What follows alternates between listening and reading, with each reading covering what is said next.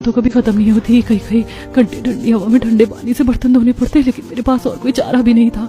बेचारी हर रोज ठंड में इतनी मेहनत करती। उन पैसों की मदद से उसने एक छोटी सी झोपड़ी किराए पर ले ली थी। उसमें भी जगह जगह गड्ढे हुए थे, जिसकी वजह से ठंडी हवा अंदर आती थी। एक रात पायल रात को बिस्तर पर करवट ले रही थी। ओह, कितनी ज्यादा ठंड लग रही है। मेरे पास उतने पैसे तक नहीं है कि मैं एक ढंग की रजाई तक खरीद सकूं।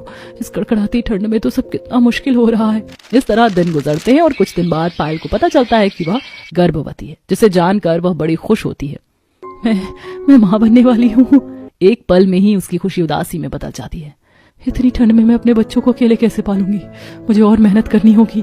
अभी तो मैं ठंड में जैसे तैसे गुजारा कर लेती हूँ, लेकिन मेरा बच्चा ये सब नहीं झेल पाएगा। अगले ही दिन से पायल और मेहनत करना शुरू कर देती।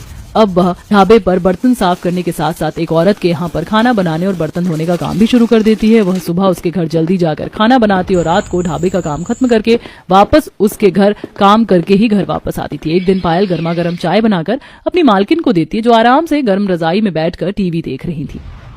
थैंक यू पायल, सर्दी में चाय पीने का तो मजा ही अलग है, और तुम्हारे हाथ की कड़क चाय पीकर तो और भी मजा आ जाता है। अच्छा एक काम करना, आज कुछ कपड़े हैं, जरा उन्हें धो देना। अभी हमारा धोबी शहर में नहीं है। चिंता मत करो, मैं तुम्हें एक्स्ट्रा पैसे दे दूंगी।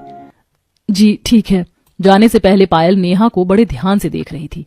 काश मैं भी एक दिन के लिए ही सही, लेकिन इतनी ठंड में रजाई में थोड़ी देर बैठकर आराम कर सकती। लेकिन मेरी किस्मत इतनी अच्छी कहाँ, मुझे तो इतनी सर्दी में कितना संघर्ष करना पड़ता है। ऐसा सोचते हुए पायल वहां से चली जाती है और बिल्कुल बर्फ जैसे पानी से कपड़े धोने लगती है। कपड़े धोने के बाद वह उन्हें सुखाती है और उसके बाद गंदे बर्तन साफ करती है। मेरे हाथ तो बिल्कुल सुन्न हो गए हैं।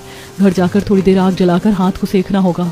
इस महीने शायद कुछ पैसे बच जाएं तो मैं एक गर्म रजाई खरीद पाऊंगी। पायल घर आती है और आग जलाकर उसमें अपने सर्दी को दूर भगाने की कोशिश करती है, क्योंकि उसके पास गर्म रजाई तो थी ही नहीं। इस तरह वह कड़ी मेहनत कर रही थी और कुछ दिनों की कड़ी मेहनत के बाद जब उसे पगार मिलती है, तब वह अपने लिए गर्म रजाई लेकर आती है, जिससे वह बहुत खुश होती है। और रात को जैसे ही वह उसमें लेटती है तो उसकी आंखों में आंसू बहते हैं। आखिरकार मुझे गर्म रजाई मिल गई। इस सर्दी में मुझे ठंड से कितना कांपना पड़ता था। एक एक पल काटना मुश्किल होता था मेरा, लेकिन अब मुझे राहत मिल जाएगी। इस तरह दिन गुजर रहे थे और फिर पूरे 8 महीने बीत जाते हैं और अगले साल की सर्दियां आ जाती हैं। अभी सर्दी का मौसम शुरू हुआ था। पायल अपनी मालकिन के घर में काम कर रही थी, तभी उसके पेट में अचानक दर्द शुरू हो जाता है। मम्मी, दर्द हो रहा है। चिंता मत करो, मैं तुम्हें अभी हॉस्पिटल लेकर जाती हूँ। पायल की मालकिन उसे अस्पताल लेकर जाती है और वहां जाने के बाद पायल की डिलीवरी होती है। कांग्रेचुलेशंस, डिलीवरी सक्सेसफुल हुई है, लड़की हुई है। भगवान का शुक्र है, सब ठीक हो गया। नेहा पायल से मिलने अंदर आती है और उसे बधाई देती है। शुक्रिया मालकिन, आपने मेरी मदद की और मुझे समय से यहाँ अस्पताल पहुंचाया। अरे इसमें शुक्रिया कैसा, मुझे खुशी है सब ठीक से हो गया। अब तुम्हें पूरा 1 महीना रेस्ट की जरूरत है, काम के बारे में सोचना भी मत। लेकिन आप तो जानती हैं मेरे घर की हालत कैसी है। एक दिन भी काम नहीं करूंगी तो मुझ गरीब का खाना खाना मुश्किल हो जाएगा, और अब तो बच्चा भी है। चिंता मत करो, 1 महीने की बात है, काम करने के बारे में सोचना भी मत, मैं सब संभाल लूंगी। इस तरह अगले 1 महीने तक पायल अपने घर पर आराम करती और नेहा उसकी पूरी मदद करती है। वह अक्सर पायल के लिए खाना लेकर आती थी।